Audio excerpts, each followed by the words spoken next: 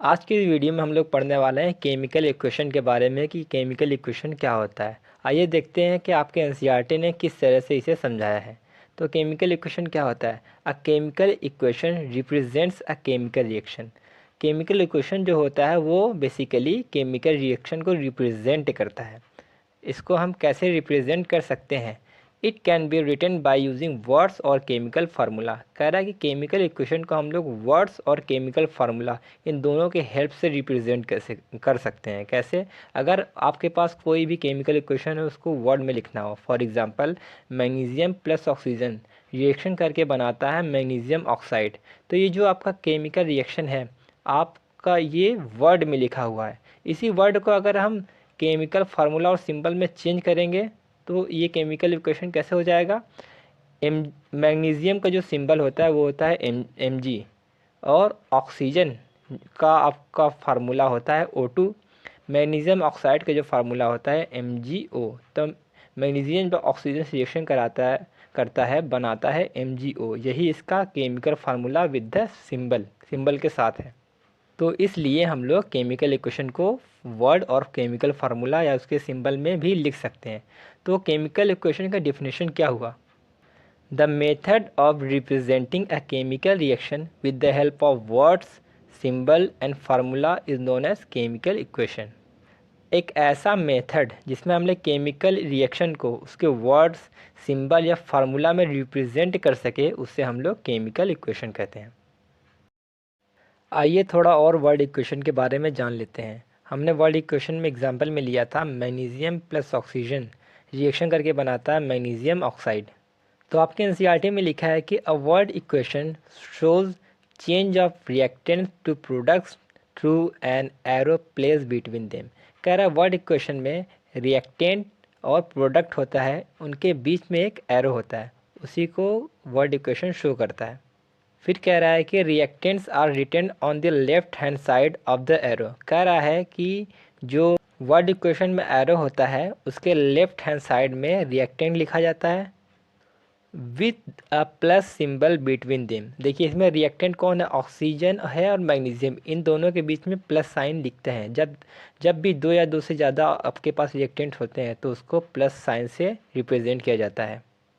And the products are written on the right hand side of the arrow with a plus sign between them। कह रहा है कि जो आपके product होते हैं वो एरो के राइट हैंड साइड लिखे जाते हैं। अगर प्रोडक्ट दो या दो से ज़्यादा हुआ तो दोनों प्रोडक्ट के बीच में हम लोग प्लस साइन उसमें इंसर्ट करेंगे। और अगला पॉइंट है the arrow head points toward the product and shows the direction of the reaction. कह रहा है जो एरो का हेड है वो प्रोडक्ट साइड दिखा रहा है। इसका मतलब ये है कि वो डायरेक्शन ऑफ रिएक्शन को बता रहा है। मतलब ये बता रहा है कि जो रिएक्शन है रिएक्टेंट से प्रोडक्ट की साइड कन्वर्ट हो रहा है। आइए केमिकल इक्वेशन के बारे में थोड़ा सा और डिटेल में पढ़ते हैं। तो पहला पॉइंट है a complete chemical equation represents the reactants, products and their physical state symbolically.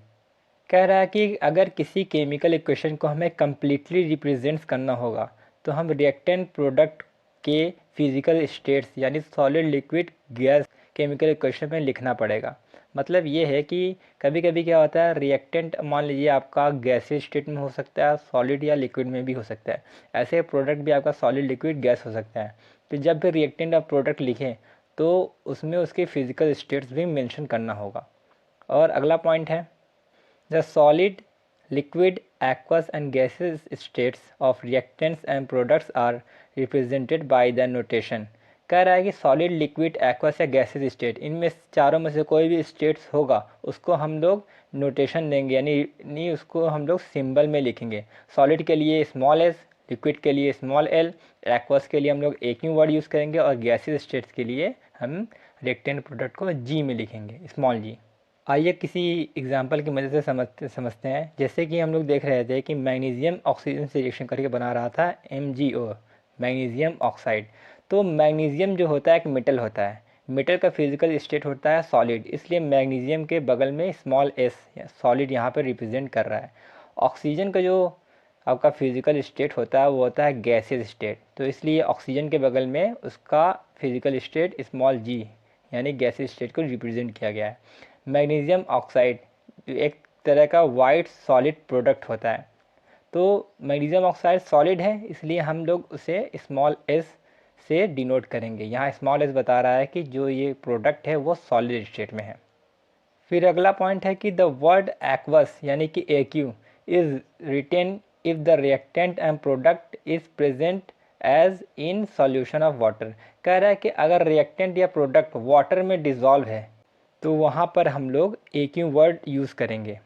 मान लीजिए कहीं आपको लिखा मिल जाए NaOH AQ यानी NaOH एक्वस, इसका ये मतलब है कि इसे NaOH यानी कि सोडियम हाइड्रोक्साइड है वो वाटर में डिज़ोल्व है, उसकी वो वाटर के साथ कंबाइन है, तो इसको हम लोग NaOH प्लस H2O भी लिख सकते हैं। तो यही होता है एक्वस का मतलब। फिर कह रहा है कि sometimes the reaction condition such as temperature, pressure, catalyst etc for the reaction are indicated above और below the arrow of the equation. कह रहा है कि कभी कभी रिएक्शन के कुछ कंडीशन होता है, मतलब रिएक्टेंट से प्रोडक्ट जब बनेगा तो एक कंडीशन के अकॉर्डिंग होगा। वो कंडीशन क्या हो सकता है, वो जो रिएक्शन हो सकता है टेम्परेचर के प्रेजेंस में हो रहा हो, प्रेशर के प्रेजेंस में हो रहा है या कैटलिस्ट के प्रेजेंस में हो रहा हो। तो ऐसे रिएक्शन को हम रिएक्शन कंडीशन कहते हैं। और जब भी इस कंडीशन होगा तो हम लोग एरो के या तो ऊपर लिखेंगे या तो नीचे। एग्जाम्पल में आप लोग समझ सकते हैं, जैसे इसमें दिया है CO प्लस H2 रिएक्शन करके बना रहा है CH3OH। ये जो रिएक्शन है आपका 300 ATM प्रेशर पर होता है, यानी इस रिएक्शन में प्रेशर 300 ATM होना चाहिए। तो ये जो प्रेशर कंडीशन है इसको हम एरो के ऊपर लिखते हैं।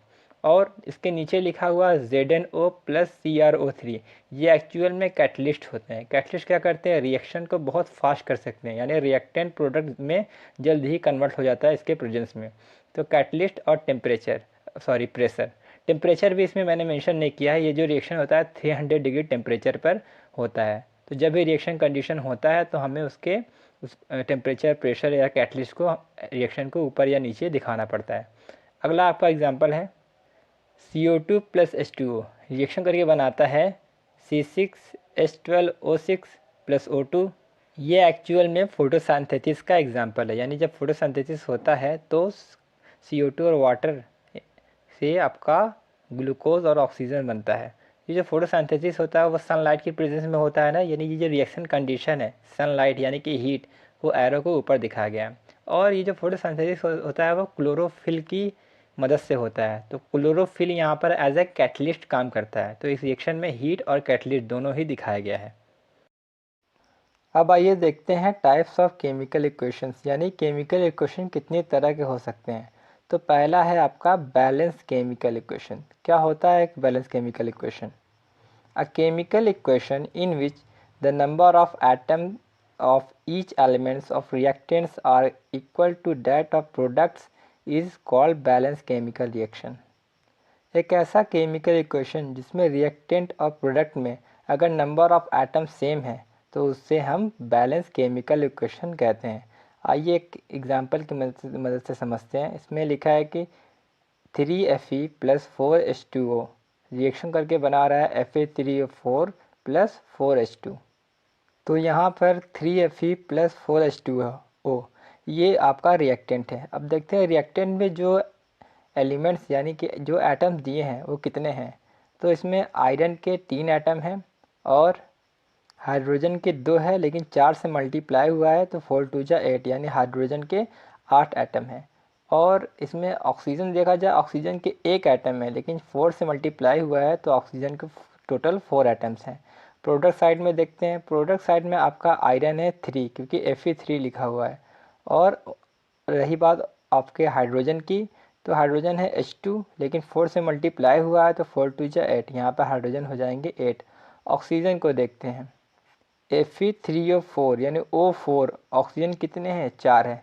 तो हम देख रहे हैं यहाँ पर रिएक्टेंट और प्रोडक्ट में आयरन, हाइड्रोजन और ऑक्सीजन तीनों ही इक्वल हैं, इसलिए हम ये जो केमिकल इक्वेशन है वो एक बैलेंस केमिकल इक्वेशन है। अगला केमिकल इक्वेशन देखते हैं। CH4 प्लस 2O2 रिएक्शन करके बनाता है CO2 प्लस 2H2O। यहाँ पर आपका रिएक्टेंट है CH4 प्लस 2O2 और प्रोडक्ट है CO2 प्लस 2H2O। जो रिएक्टेंट में कार्बन है 1 है हाइड्रोजन 4 है, और ऑक्सीजन की बात करें O2 है और 2 से मल्टीप्लाई हुआ है तो 2 2 ज़ा 4, ऑक्सीजन यहाँ पर 4 हो गए हैं। प्रोडक्ट साइड में देखते हैं, कार्बन 1 है, हाइड्रोजन कितने हैं, जहाँ H2O लिखा है वहाँ पे H2 2 हाइड्रोजन है, लेकिन 2 से मल्टीप्लाई हुआ है तो 2 2 ज़ा 4, यहाँ से हाइड्रोजन 4 हो गए। रही बात ऑक्सीजन की, तो देखिए कार्बन के साथ जो O2 लगा है 2 ऑक्सीजन वहाँ का, और H2O में जो ऑक्सीजन है वहाँ पर दो ऑक्सीजन है। कार्बन के साथ 2 ऑक्सीजन है और H2 के साथ 2 ऑक्सीजन लगा हुआ है, तो टोटल मिलाकर हो गए यहाँ पर ऑक्सीजन 4। तो हम देख सकते हैं रिएक्टेंट और प्रोडक्ट में नंबर ऑफ कार्बन, हाइड्रोजन और ऑक्सीजन क्या है, वो बैलेंस है। तो ये भी एक बैलेंस केमिकल रिएक्शन का एग्जाम्पल है। और जो दूसरा टाइप है वो है आपका unbalance chemical equation. Unbalance chemical equation क्या होता है? An unbalance chemical equation is also known as skeletal chemical equation. कह रहा है कि जो अनबैलेंस केमिकल इक्वेशन होता है वो एक स्केलेटल केमिकल इक्वेशन के नाम से भी जाना जाता है। यानी कि आप अनबैलेंस केमिकल इक्वेशन कहें या फिर स्केलेटल केमिकल इक्वेशन कहें, दोनों ही सेम है। तो क्या होता है unbalance chemical equation? A chemical equation in which the number of atoms of each elements of reaction are not equal to that of product is called unbalanced chemical equation। तो इसमें कह रहा है कि अगर रिएक्टेंट और प्रोडक्ट में number of atoms unequal है, यानी कि बराबर नहीं है, तो वो एक अनबैलेंस केमिकल इक्वेशन होता है। तो आइए एग्जांपल देखते हैं। Fe प्लस H2O रिएक्शन करके बना रहा है Fe3O4 प्लस H2। यहाँ पर रिएक्टेंट साइड अगर हम देखेंगे, आयरन के 1 एटम है, हाइड्रोजन के 2 एटम है और ऑक्सीजन के 1 एटम है। वही हम देखते हैं प्रोडक्ट साइड में, आयरन के 3 एटम है, हाइड्रोजन के 2 एटम है और ऑक्सीजन के 4 एटम है।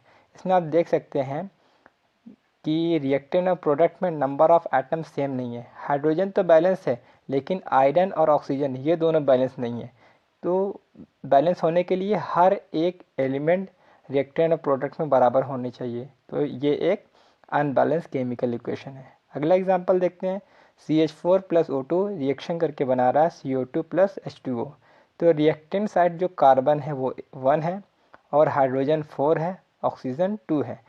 वही प्रोडक्ट साइड में अगर हम देखेंगे तो कार्बन 1 है, हाइड्रोजन 2 है, ऑक्सीजन CO2, कार्बन के साथ जो ऑक्सीजन लगा है 2 ऑक्सीजन वो, और H2O के साथ जो ऑक्सीजन लगा है 1 ऑक्सीजन वो, तो टोटल ऑक्सीजन हो गए 3। यहाँ पर हम रिएक्टेंट और प्रोडक्ट में देख सकते हैं कार्बन बैलेंस है, लेकिन हाइड्रोजन और ऑक्सीजन अनबैलेंस है। तो सारे एटम्स बैलेंस नहीं है, तो ये भी एक अनबैलेंस केमिकल इक्वेशन है।